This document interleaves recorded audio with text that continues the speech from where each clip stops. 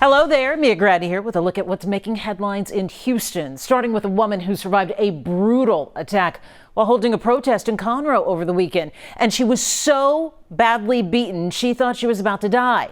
She's now sharing her story with Katira Winfrey. And we should warn you, the images of her injuries are graphic. Just talking to Patty Anderson, you wouldn't know she'd just been in the fight of her life. But looking at her face, you'd see it. I have to heal. I'm in the process of healing, and I think I feel pretty normal inside. Just days ago, this was her face after she says 40-year-old Christina Hiller approached her on this bridge. She says Hiller took interest in her light-up Bluetooth speaker, but Anderson says something felt off as the woman inched into her personal space, and bam. It's amazing. I've never been hit in the face like that. I've never hit anybody in the face like that. It was an experience, and then she just kept on pummeling. I fell down. Anderson says she believes mental health issues were a factor and does not think the attack was politically motivated. Conroe police agree with that assessment. A spokesperson saying Hiller is known to have mental health issues, but also don't know what sparked this. Now she's in jail charged with injury to the elderly with serious bodily harm. I don't think she had her facilities altogether. And with passing traffic so loud, Patty Anderson feared no one could hear her cries for help, thinking the beating would never end and what she believes was an attempt to break her neck. A Conroe police officer approached in the nick of time, pulling the suspect away. Just to have that freedom of space without being beaten to death, you know. I could open my eyes and see blood dripping. She didn't get to thank the officer at the time, but believes he saved her life. The one officer that jumped that barrier, I want to give him a hug. Reporting in Montgomery County, Katira Winfrey, KHOU 11 News. AAA Texas expects 3.7 million Texans to start traveling for the Memorial Day holiday weekend. Agochi Aloka has the tips on the things you could do to make your trip a little smoother. AAA says that driving in Texas is still the most popular way to travel for Memorial Day, despite gas prices being so high.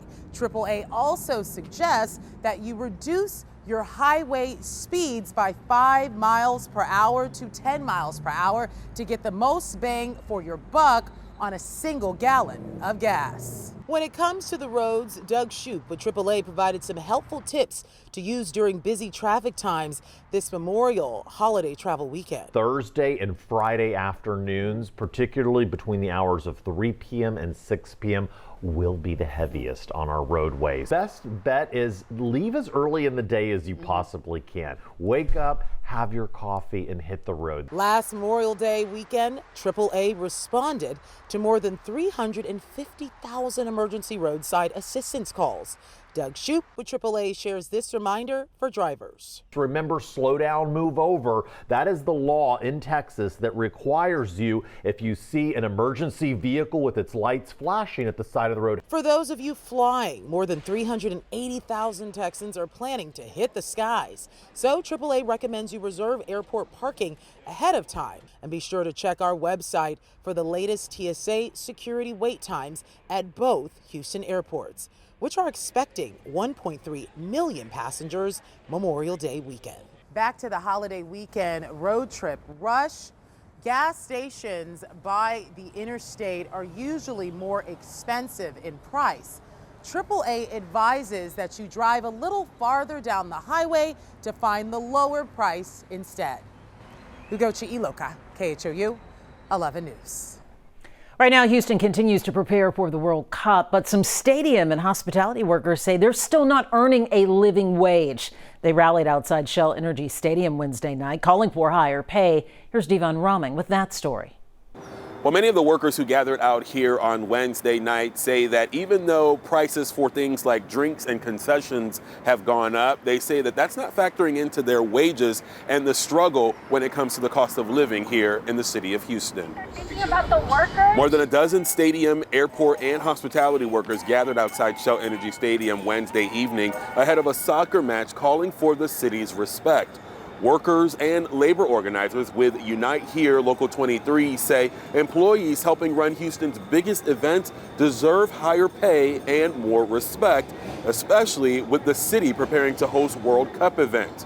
One worker who's been employed at stadiums for more than 2 decades says her hourly pay increased to $10 an hour just a couple years ago. They're giving a 10% raise on their products. How come we can't get some of that from that product? A bunch of times they tell us that they don't try to give us a raise because we do get tips, but we can't depend on the tips because not all the time we get tips. Now, Harris County Commissioner Rodney Ellis sent an emailed statement in response to the demand for increased wages, saying in part, stadium concessions workers deserve fair pay, dignity, and the ability to support themselves and their families without working 3 or 4 jobs just to stay afloat.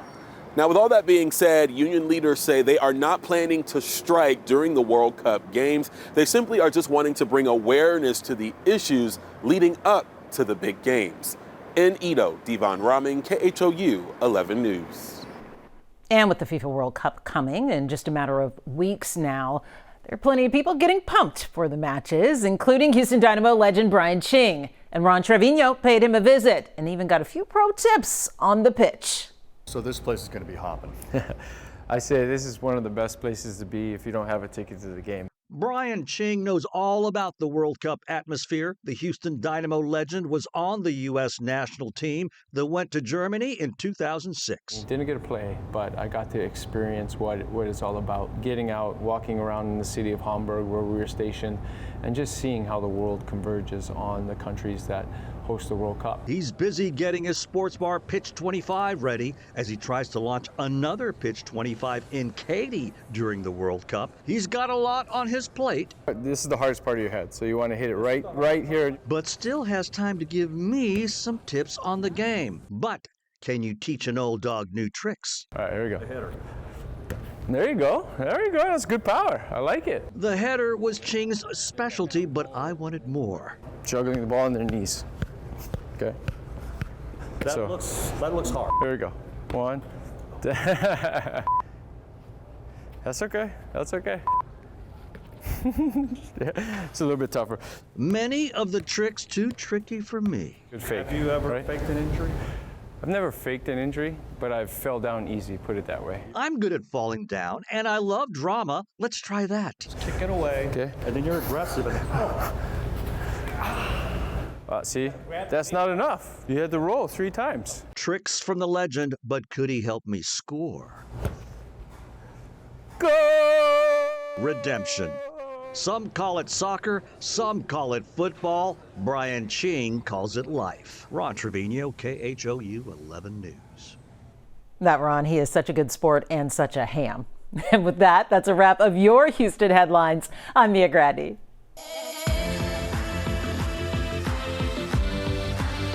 I'm Isis Romero, and this is the news in San Antonio. There are new developments following the tragedy at Camp Mystic during the July 4th floods, where 27 campers and staff died. The chief health officer for Camp Mystic has been questioned about her actions during the flooding.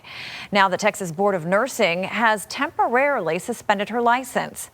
Earl Stoudemire explains. The complaints filed against Camp Mystic Chief Health Officer Mary Elizabeth Eastland alleged that she abandoned campers and staff during the deadly 4th of July floods and saved her own children. The Texas Board of Nursing also received complaints that she failed to make adequate emergency plans and protocols for campers, staff, and nurses at the camp.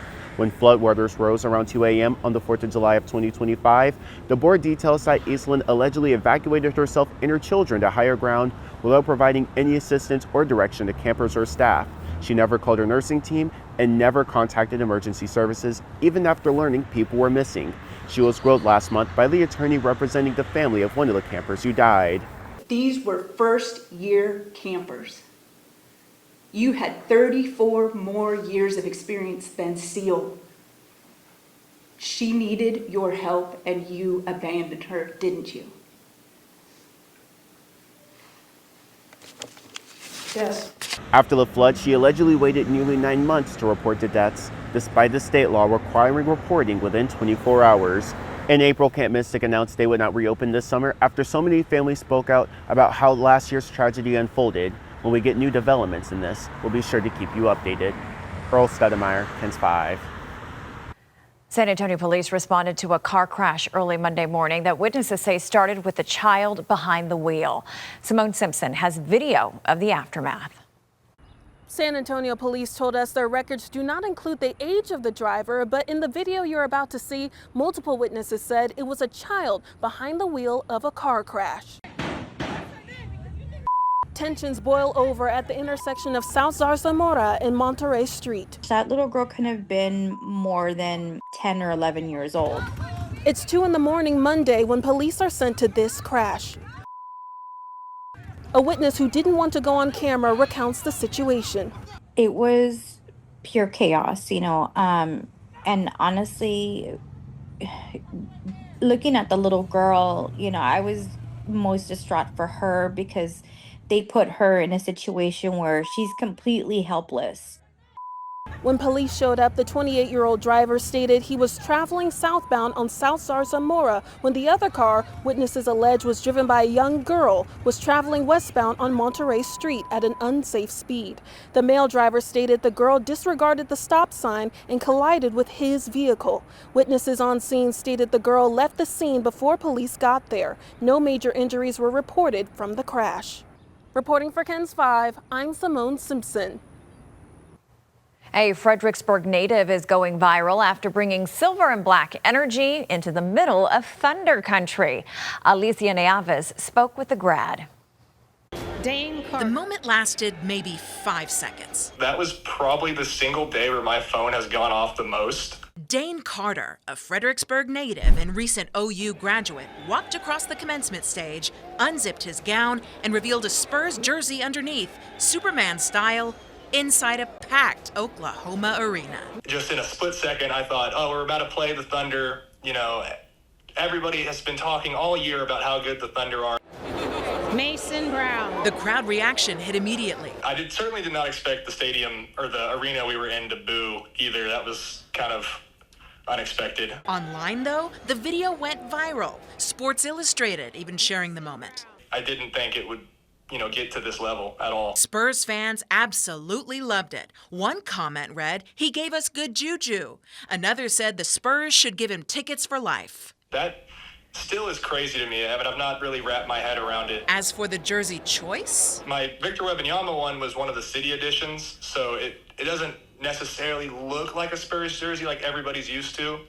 And so I opted for the older Kawhi one. Number 2, now back on the floor with rookie Dylan Harper. It was fun walking out of the graduation ceremony and kind of getting a bunch of pats on the back from people. And there was even a lady in the crowd who I would assume was a Spurs fan, and she was yelling at me saying, "Go Spurs, go," and I pointed at her. Dane Carter. Dane says he's been in touch with some, quote, important groups about possibly showing up for Friday's Game 3.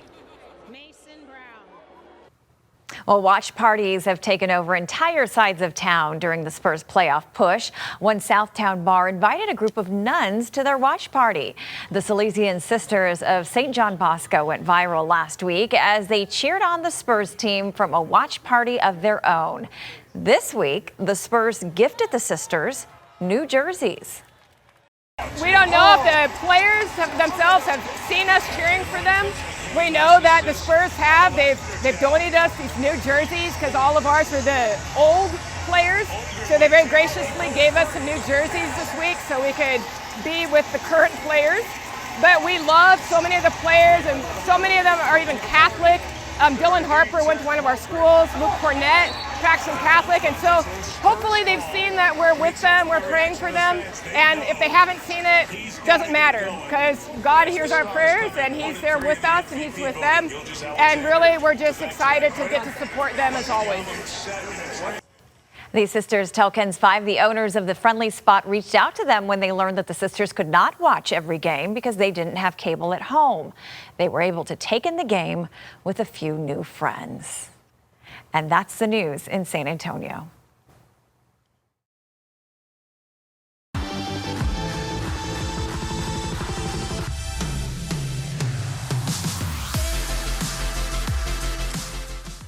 All right, welcome to Texas News Now. Thunderstorms have been active. The whole state has been active last week to 2 weeks. That's going to continue through the end of May, unfortunately, even Memorial Day weekend, although we'll get some brief breaks in spots, which is good news. Certainly it's going to be warm and muggy as you'd expect. Maybe not quite as warm as we typically are in every spot, but temperatures starting Friday, 70s, 80s across most of the state, the difference being the humidity. So along the Gulf Coast and east of 35 and the Gulf Freeway, I-45, maybe quite a bit more humidity versus west of 35, West Texas, very dry and comfortable. Panhandle too. Saturday temps go up a few degrees in many spots, with the exception being Houston, or spots along the Gulf Coast seeing more storm activity, more cloud cover.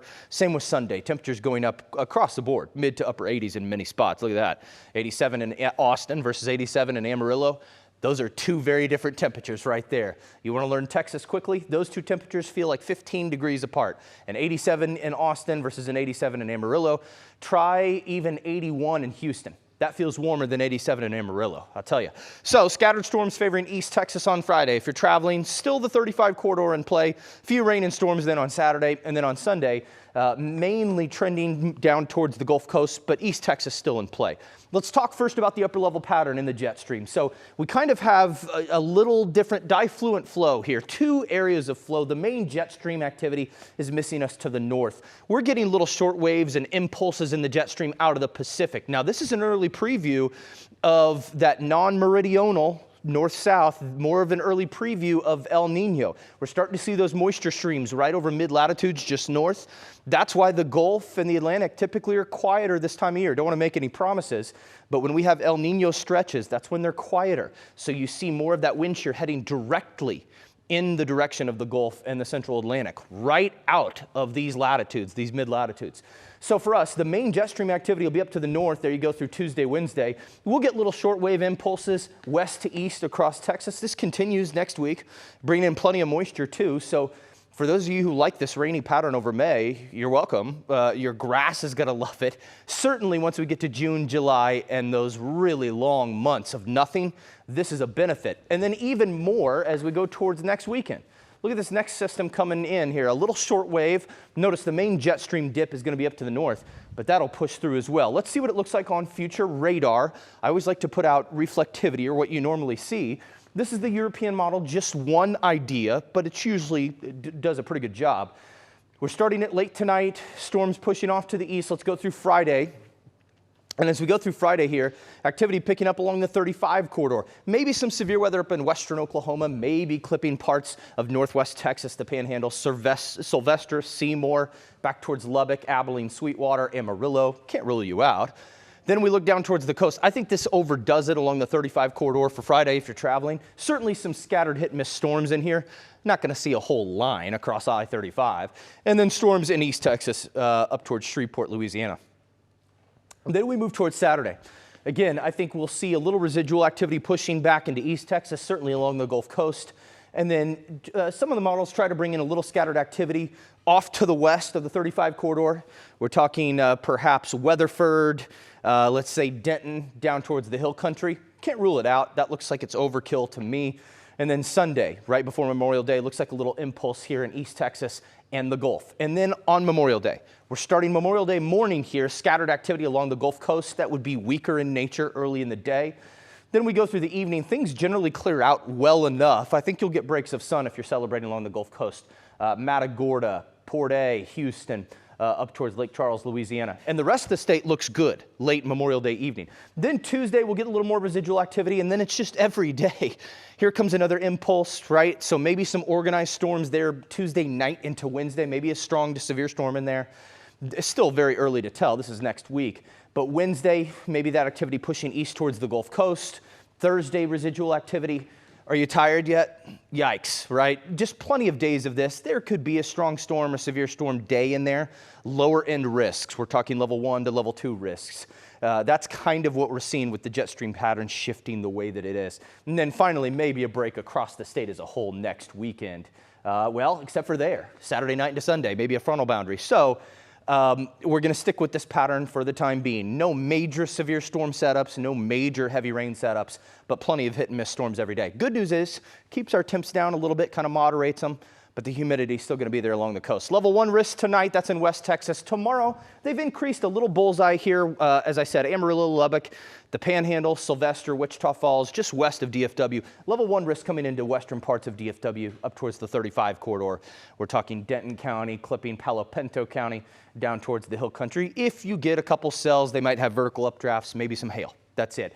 Then we go towards Saturday, maybe some gusty winds down in far South Texas. You need the rain, though. Corpus, just south of Matagorda. You guys need the rain. Del Rio, you could certainly use it down there. Look at that. A little spot of extreme and exceptional drought. Also seeing some drought in far northeast Texas and the Panhandle. Don't always see that this time of year. Western Oklahoma, the Panhandle. The rest of the state looking great. That's where all the bulk of the rain has been the last week. San Angelo, Abilene, Ballinger, east towards the 35 corridor, the hill country, Fredericksburg, up towards Weatherford, Texas. How about that? Even DFW looking good. So hopefully those other parts of the state do see some rain. Looks like you're going to. European model does a good job. Next 7 days, again, 1 to 2 inches, isolated 3-4 inches. Can't be ruled out along the 35 corridor. But the trend here is obviously hugging the Gulf Coast. Okay, East Texas Gulf Coast, 2 to 4 inches. Some models, some isolated spots could see up to 6 or 7. If you see a heavier storm and trends of that in your area, certainly Southeast Texas, we know how that builds up in the soil there. So based on the trends here, I think Harris County, Montgomery County, back towards Waller County, the Woodlands, Cypress, Spring, Houston, the Houston Metro finally going to get a lot of rain out of this. You're going to be the big winners, I think, over the next 7 days. All right, most of Texas, though, West Texas, you're going to be sunny over the majority of the next few days and the weekend, Memorial Day weekend. If you like that weather, if you like hot and sunny for Memorial Day, hopefully you can find a lake. Just head out to West Texas. Central, Austin, 89, 83, 87. Pretty muggy. Fredericksburg, not bad, a little drier. South Texas, San Antonio, Corpus, Laredo. Again, a little more storm chances built in there, especially San Antonio. You've needed this. North Texas, that's DFW. You want a break of the rain. You'd like to see a little sun. You certainly might. Hit and miss chances each day, very low. Houston, again, I think your chances are much better going through the weekend. Be safe. Have a wonderful Memorial Day weekend. Again, if you're traveling Friday, expect some storms along and east of the 35 and 45 corridors.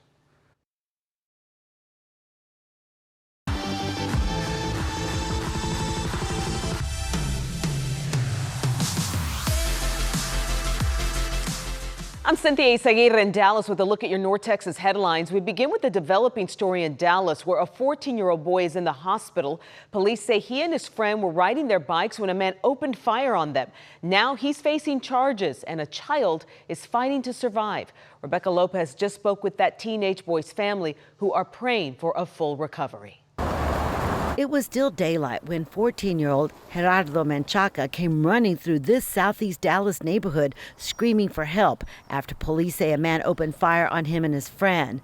Gerardo's brother says he ran home bleeding and crying. He was in the backyard. He was trying to kick down the door, trying to get help. After we opened the door, and then he came in crying and saying that his arms hurt. Gerardo's father says his son's hands and body were pierced with shrapnel and he had a punctured lung. He was so terrified that he drove his son to try and get help. He says, I got in my truck and took him to the fire station. When I got there, they said the ambulance was at my house, so I rushed back. Gerardo was taken to Children's Health Hospital for surgery. He is expected to be okay. According to police sources, this all started around 7:30 Wednesday night, when the two teenagers were riding bicycles near homes under construction that didn't have fences. Sources say that's when they were confronted by a man who thought they were trespassing. They were not even his property. They were in front. They were not doing anything to it. Dallas police have arrested 66-year-old Victor Burnett for aggravated assault with a deadly weapon. Police say they found Burnett's shotgun in his vehicle. Under Texas law, a person cannot shoot someone during daylight hours simply because they think they are trespassing. Deadly force can only be used if they believe the person poses an imminent deadly threat or committing a violent crime. In this case, the teens were unarmed, riding their bikes, and told police they were shot at with no warning. In Dallas, I'm Rebecca Lopez. We have been talking a lot about the upcoming election, but there's another one fast approaching in June, the runoff race for Frisco mayor. For the first time in nearly a decade, the city is choosing a new leader. Jovan Paniker just spoke with the two candidates vying for the role. Well, the race for the mayor of Frisco comes down to a special runoff. Mark Hill and Rod Villauer, two candidates who have traded jabs along the way, but have also pulled Frisco into a national debate and a world of divisive rhetoric. Both candidates sat down with us. Rod touts his 4 decades of being in the city and his experience running a multi-million-dollar construction business. Mark touts his experience as an attorney who was on the school and economic development board. Both candidates have prioritized public safety, taxes, infrastructure, and traffic. Mark Hill adds it's also about unifying a diverse and growing community. Both candidates do also agree that Frisco needs to continue to attract the largest companies to the area. I know so much of this city. I've helped build it. I don't know how many of the streets, but a lot. I know what it takes to build. I know what it takes to lead people. I think I've proven myself. That I'll be a positive ambassador for this city, and that I'll be a deliberate and measured leader for this city. And I have been consistent throughout. Now, the special runoff is scheduled for June 13th here in Frisco. I'm Jobin Paniku. Parker County is known for having some of the biggest, sweetest, and juiciest peaches in the state, but the weather is causing the crop to take a hit this year. Brittany Costello breaks down the science behind it and talks with peach farmers on what this means for summer. Peaches are a family business for Gary Hutton. It's just what we fell into. His orchard near Weatherford is 4,500 trees strong. Somehow we make it come together every year. But every year he knows his business relies on nature's goodwill. That's just the nature of the game. This year is a rough one, says fruit specialist at Texas A&M Tim Hartman, thanks to a warm winter and late freeze. We did not get nearly the amount of show hours that we should have. He says without necessary deep sleep, fruit production will be limited. We'll have some buds growing, some not. You have fewer flowers. Many of those flowers don't even set. Hutton admits he does not have as many peaches as he would in a normal year. Some years these trees can have as many as 5,000 peaches on them. But he says he still has plenty of fruit for the season. This really looks good for this time of year for this peach because these should get to be about that big. The peaches are just part of what he's growing out here. It's just I don't know, a glimmer of hope, you know. For a family business looking to continue the Parker County peach legacy. Next year will be the year. There's always a reason to be optimistic. That's right. Next year's the year. There are no peaches on display just yet. The market opens tomorrow. Hutton says they will have some varieties ready to go. The rest will be ready for the Parker County Peach Festival in July. In Parker County, I'm Brittany Costello. The FIFA Fan Fest opens 3 weeks from today in Dallas, followed by the first World Cup match in Arlington just a few days later.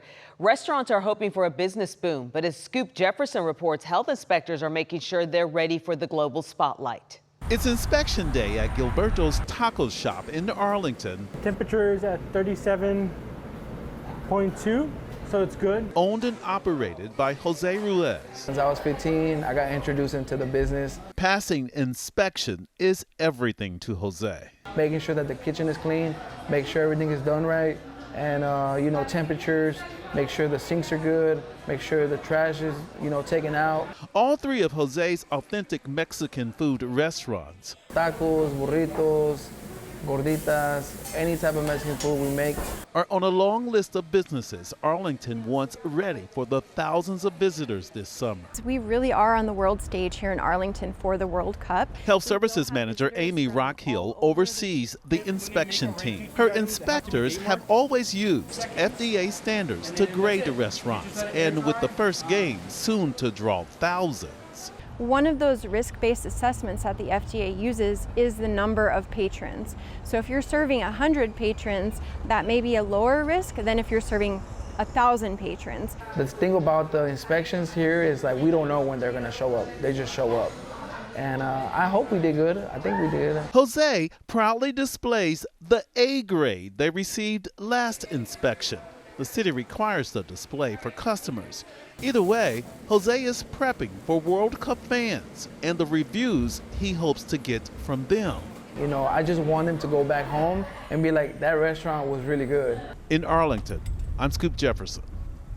And those are your headlines from North Texas.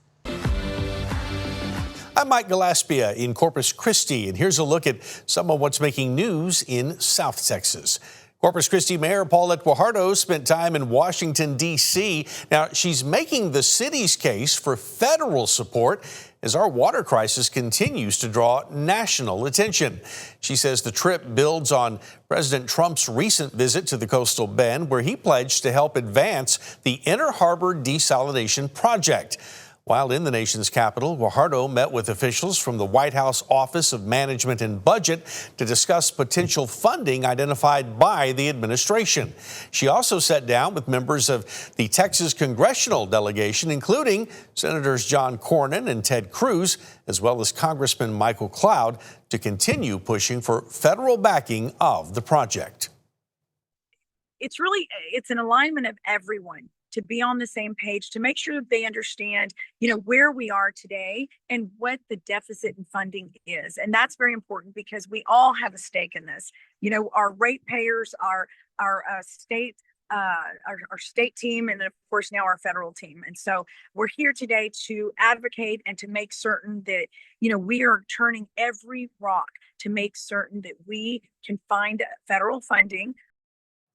No federal dollars have been secured as of yet, but the mayor says she will continue working to close the funding gap, ensuring the coastal bend has a voice at the table. Well, a major vote on the proposed Harbor Island desalination plant came with some unexpected drama inside the Nueces River Authority. A firm was selected to help develop this project, but as Michael Gibson shows us, the meeting was overshadowed by a leadership shakeup. The Nueces River Authority Board selected IDE Technologies to partner with on its 100 million gallon a day Harbor Island desalination project. Mark Ellison is with that Israeli desalination company and says they're ready to get to work. We deeply admire the vision that the board has come up with to go forward, and we're ready to get started today to bring this to this critical area at a critical time. We're ready to go to work. The board had gone into executive session to discuss the two top companies competing for that contract, and IDE was also the top choice of NRA Executive Director John Byram. IDE ranked number one in the evaluation by the team, and yes, they have over 400 projects worldwide. They produce over 1.5 billion gallons a day of drinking water and have done so for 60 years. They have 60 years of experience, so we are very pleased. Earlier in the meeting, the board also went into executive session to discuss an investigation involving Executive Director John Byram.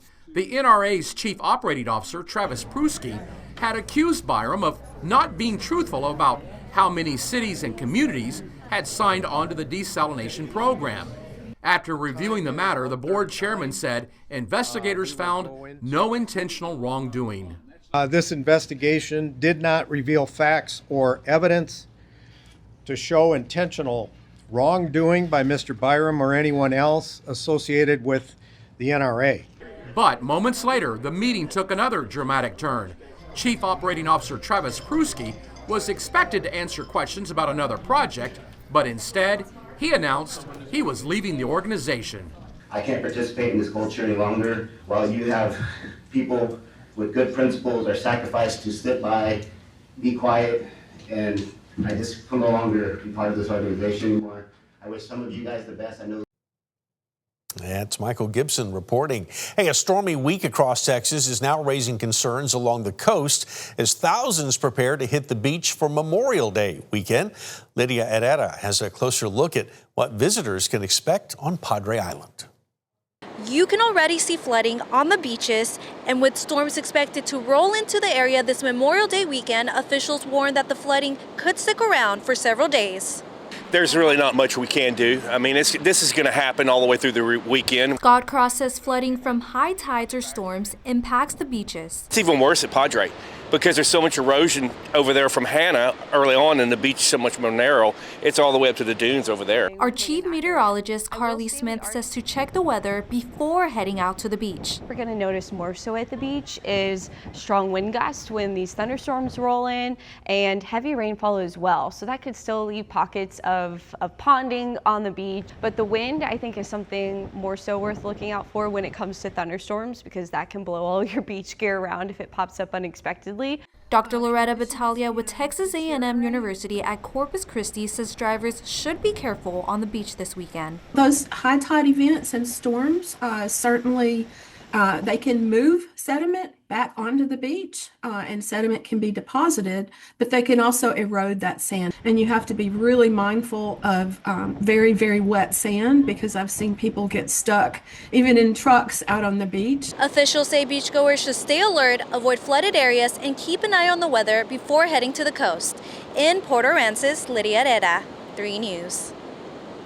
All right, a lot to keep in mind if you are headed to the beach this weekend. That is a quick look at some of what's making news in South Texas. And here's your headlines from Southeast Texas. I'm Mark Armstrong. We're continuing to follow that deadly crash in Sabine Pass. The 5th person who died after Monday's deadly crash on Highway 87 has now been identified. 21-year-old Caleb Burge died at St. Elizabeth Wednesday. Investigators say a van crossed into oncoming traffic and collided with a Hotard bus, and then the driver of an Audi rear-ended that bus. And now a new lawsuit aims to preserve evidence in this case after an Orange County judge signed a temporary restraining order. Attorney Cade Burnson filed the suit on behalf of the driver of the Audi who was behind the bus when that crash happened. He has been released from the hospital, but Burnson says that he was hurt and witnessed a horrific scene. The lawsuit was filed against the van company, Team Industrial Services, and the bus company, Hotard. And a 12 News reporter, Danielle Topana-Palau, she spoke to a friend of one of the victims. I just couldn't believe it. The loss of 37-year-old Osvaldo Alvarez in Monday's deadly Highway 87 crash left family and friends in shock. I hope this is a terrible joke you guys are trying to play on me, because they knew we were pretty close. That was Enrique Ruan's first reaction when friends called him with the news. Ruan met Osvaldo while working offshore. Their friendship grew during the pandemic when they spent weeks quarantined together. I met him during the pandemic because we were quarantined in hotels for 1 week at a time. So we had a whole lot of time to get to know each other and hang out. Over the years, the two became close friends, working together, traveling together, and spending most of their time side by side. Ruan says Osvaldo was known for his big personality and his love of working out. He liked to work out a lot. We actually called him Suo, or in Spanish, Mamado, because he was kind of buff, he was big. Aside from being a good friend, Ruan says Osvaldo was also a great father. I was actually one of the first persons that he told that his girl was pregnant. And this was during the pandemic, and he would show me pictures in his phone. Oh, this is us. We went so-and-so place. So he was a good dad. Now, as friends and family continue to mourn his loss, Ruan hopes people take something away from this tragedy. We all know, as human beings, it could be a day that we don't have a good rest day. Ask somebody to give you a hand and drive. I mean, something like this happens, and very sad for the whole community. And Monday's crash, it left Highway 87 closed for more than 5 hours. Now, Port Arthur city leaders, they are making a new highway connection to Sabine Pass a top priority for the next legislative agenda. City council members, they voted to push for state funding to build a route that's connecting Port Arthur to the coastal community. Councilman Robert Lewis said that the most practical option would be to connect it to Highway 124 through High Island. That next legislature in Austin is going to convene in January. And we have an update on a deadly shooting earlier this month at Pearlstein Park in Beaumont. According to Jefferson County District Attorney's Office, 2 young men who were initially charged with murder, they've been no-billed, and that means that the grand jury has found that there's not enough evidence to formally indict John Harrell or Demarion Smith, both of them 18. Now, they were arrested 2 weeks ago for Brandon Briggs' murder. The shooting, it happened after a group there had formed at the park in broad daylight, and things escalated. Briggs, he would have graduated this week. 6 people, they were also indicted in a recent shooting at Rogers Park in Beaumont. Dante Perkins, Alexander Perkins, Christopher Herring, Javian Boykin, Jerome Baltazar, and Eva Williams. 2 people were taken to the hospital with non-life-threatening gunshot wounds after that March 15th shooting. Investigators say several guns were fired, leaving shell casings throughout the park. And Beaumont police, they have arrested 2 women Wednesday after a chase that began at the Oyo Hotel along Interstate 10. Officers say that the driver nearly hit an officer while speeding away from the scene, then later crashed into a ditch on Roland Road. Police arrested LaAsia Clemens on multiple charges, including aggravated assault on a public servant. Katrina Harmon was also arrested for evading on foot. And those were the headlines here from Southeast Texas.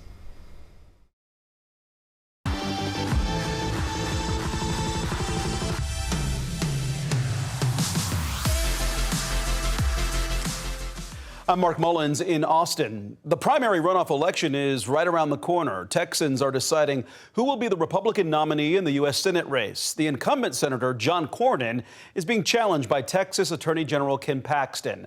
The winner of the runoff will advance to go head-to-head with the Democratic State Representative James Tallarico in November. KVU's Daniel Perot attended Paxton's campaign event in Dripping Springs on Thursday. Texas Attorney General Ken Paxton came to this event in Dripping Springs riding high on the momentum of President Donald Trump's endorsement earlier this week. He's focused on the runoff election next week, but he's also looking ahead to the general election in November. I don't see why we would return John Cornyn for his 5th term. Texas Attorney General Ken Paxton is framing his campaign as a challenge to the political establishment. Despite all the money, despite all the lies, we are going to hold you accountable and we're going to take it back. While speaking to supporters in Hays County, Paxton touted his experience as Attorney General and said Senator John Cornyn has been in office for too long. Take any 2 weeks that I've been Attorney General except Christmas and Thanksgiving, and I will have accomplished more in 2 weeks, any 2 weeks, than he's accomplished in 42 years. Paxton slamming Cornyn for working with Democrats and for comments that he's made in recent years that were critical of President Trump. I don't believe John Cornyn is a true conservative.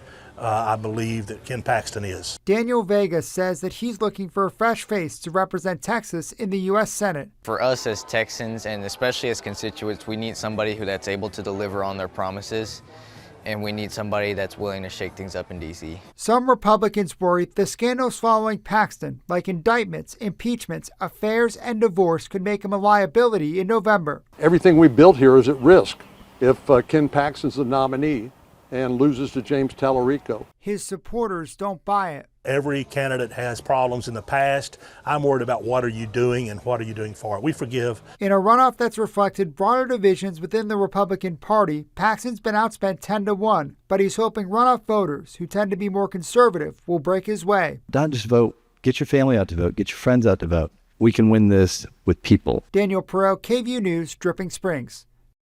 Meanwhile, in the Texas governor's race, the Democratic candidate, State Representative Gina Hinojosa, campaigned in Austin on Thursday with a focus on affordability for Texans. Hinojosa wants Governor Greg Abbott to push the federal government to refund billions of dollars the state spent on Operation Lone Star, an operation to secure the border launched during the Biden administration. The One Big Beautiful Bill Act, which President Donald Trump signed into law last July, includes $13.5 billion in border security reimbursements for states. Texas is set to get $11 billion of that, but federal agencies have not opened the application to process those funds yet. Hinojosa claims Governor Abbott has not done enough to collect it. She also argued the money could help Texans facing higher costs for things like groceries, electric bills, property taxes, and insurance. We are coming up upon the summer months. During this summer, parents struggle with affording child care while school is out. We know electricity bills skyrocket during summer months in our hot summers in Texas. That is money that Texans could use now. $11 billion go a long way. We reached out to Governor Abbott's campaign for comment this afternoon. In a statement, the campaign's press secretary wrote in part that Democrats are, quote, trying to turn a border crisis they created into a political talking point for Texans, and that Operation Lone Star was the only thing standing between chaos and our communities, end quote. KVU continues to follow new developments after the chaotic shooting spree over the weekend in Austin. Today we learned the 17-year-old who was arrested on Sunday faces 5 new criminal charges. According to court documents, Christian Mondragon now faces 2 charges of unauthorized use of a vehicle, gun theft, and burglary of a building. He had already been charged with aggravated assault and evading arrest. Police say he and 2 other teenagers were involved in 12 shootings which hurt 4 people and 5 car thefts. Police haven't released the other 2 suspects' names due to their ages. Mondragon is currently being held without bond. A New Braunfels man is facing more than 70 charges after being accused of poaching multiple deer. According to Texas game wardens, 55-year-old Daryl McGuire is accused of illegally killing at least 13 white-tailed deer across Bexar, Comal, and Hayes counties. In 2025, multiple white-tailed buck carcasses were discovered in Comal and Hayes County neighborhoods. Several crossbow bolts were found on front yards and porches. And in September, a search warrant uncovered evidence wardens say linked McGuire to multiple poaching schemes. In total, wardens accuse McGuire of taking 5 more deer than the annual bag limit in Bexar County, as well as illegally killing at least 8 in residential neighborhoods. An innovative and beloved sculpture in Austin's Pease Park has been destroyed in a fire. Pictures are going viral on social media showing Mullen the troll burned to the ground. Austin fire officials say it burned down on Thursday morning. KVU's Jessica Cha spoke with the team that brought the sculpture to Austin about how they're picking up the pieces. All that's left of Mullen the troll is ash and debris. It's just gone. That's unbelievable. According to the Austin Fire Department, around 5:30 a.m. Thursday, someone noticed the beloved sculpture that was built by the community in 2024 up in flames. Oh, that's a good chunk. I loved it because it was just massive and it was cool. I don't really know the meaning behind the troll, to be honest, but definitely not happy that it's gone. But Lynn Dobson does know the meaning behind it. She and her husband helped commission it in 2022. She was a beacon of peace and love and serenity. And this loss of Mullen is personal to her. She and her husband Greg got the idea to bring the troll to Austin after seeing 5 other installations of it. We all banded together. We didn't do anything by ourselves. We just had the crazy idea, and then we sort of approached it. And so, yeah, I feel sad. Dobson says Mullen wasn't just a sculpture, but a labor of love. Over the course of 3 weeks, Danish creator Thomas Dambo and 150 volunteers built her piece by piece. It was really fun, and we made friends, and everybody that worked on her made friends with each other. She was a uniter. And now they're coming together once again to clean her up. And Dobson says this won't stop them from bringing art to public places. It's not the troll we mourn, but the symbol that she stood for, because love and art is stronger than anything else. Dobson says it's too early to tell, but they may replace the spot Mullen stood with a memorial. And in the end, what Mullen created couldn't be burned away. In Austin, Jessica Cha, KVU News. The Texas Workforce Commission released its annual report showing how much money a family needs to make in order to be self-sufficient. According to the commission, the wage is meant to show the minimum employment earnings needed for a family of about 4 to meet basic living needs without public or private support.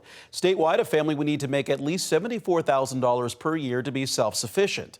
The wages are also calculated for each county in Texas. In our area, the counties needing the highest annual wages are Travis and Williamson counties, requiring more than $80,000 per year. Mason and Llano counties cost the lowest, with Mason County the only county costing under $60,000. That'll do it for us here in Austin, and we hope you have a great day. I'm Bailey Bates. Here are your headlines from Central Texas. There are new charges issued against a suspended Fort Hood OBGYN. Major Blaine McGraw is now facing 273 charges for sexual assault, indecent recording, battery, and more. The Army says he has at least 96 victims, and 89 of them are living or working around Fort Hood right now. The majority of alleged victims were female patients seen during medical examinations at Carl R. Darnall Army Medical Center on Fort Hood. The preliminary hearing hearing is scheduled for May 26th at Fort Hood. Meanwhile, a Killeen ISD student will now get the chance to walk the graduation stage after concerns were raised about whether he could use his mobility device during the ceremony. 6 News anchor Adrienne Alexander has been following this story and tells us the latest.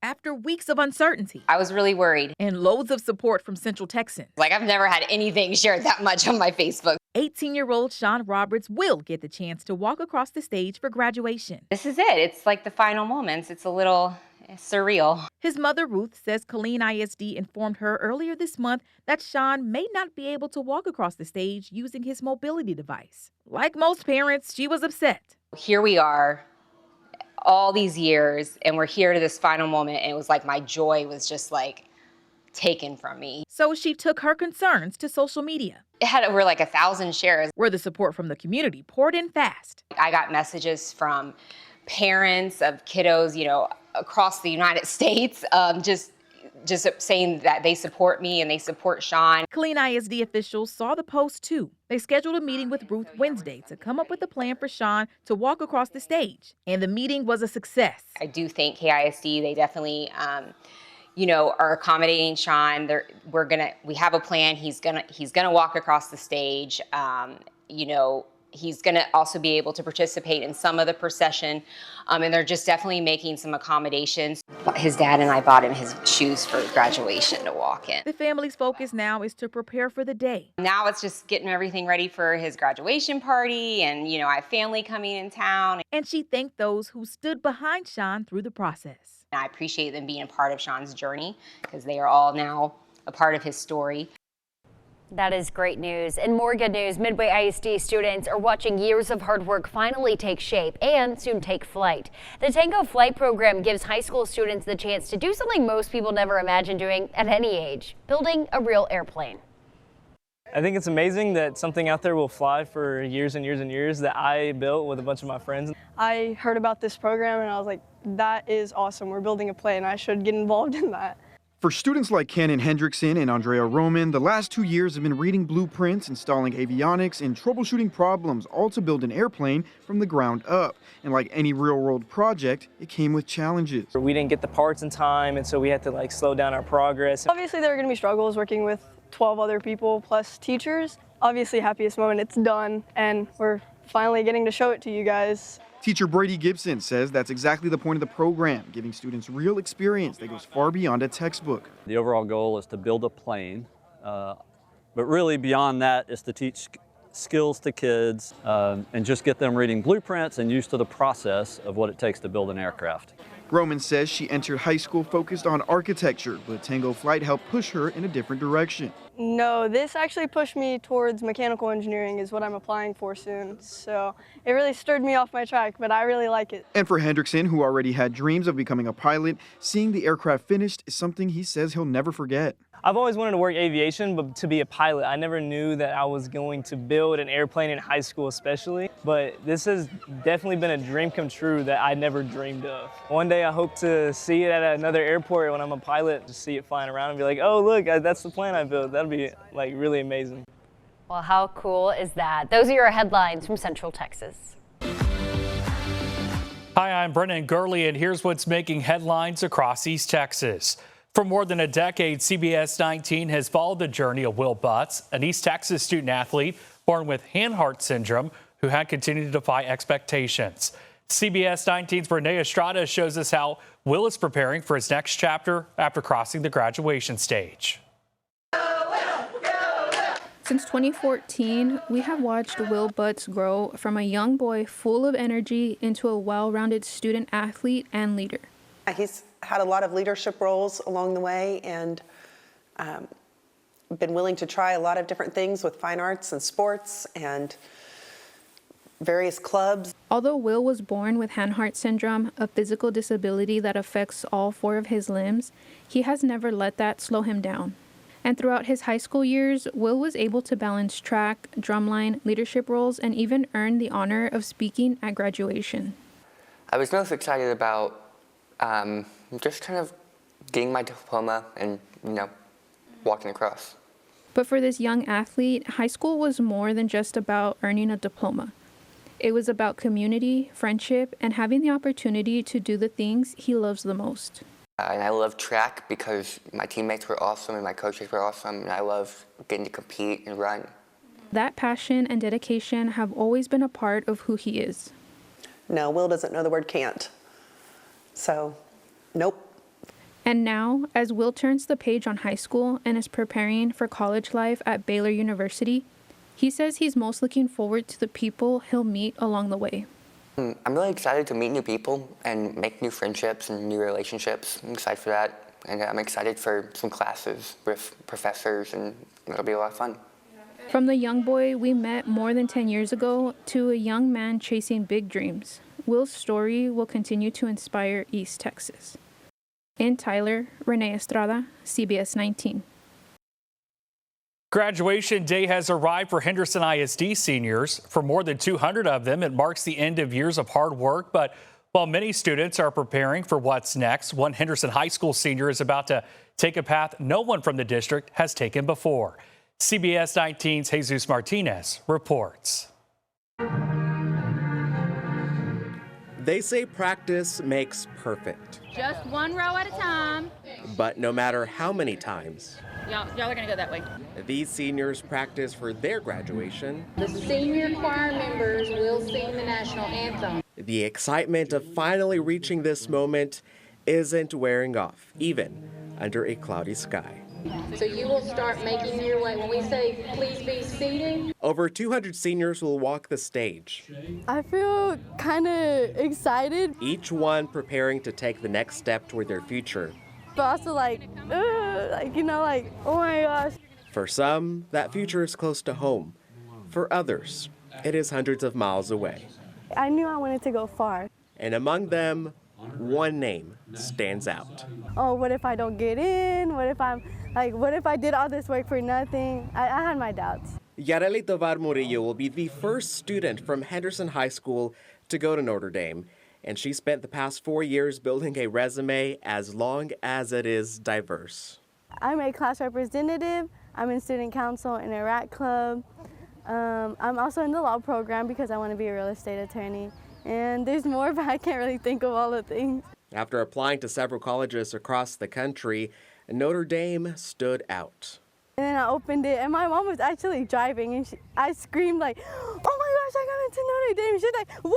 And I was like, she started crying in the parking lot. And after visiting campus, she says she knew it was the right fit. And it just seemed really authentic, and I felt like I was supposed to be there. But she says none of it would have been possible without the people closest to her, especially her mom.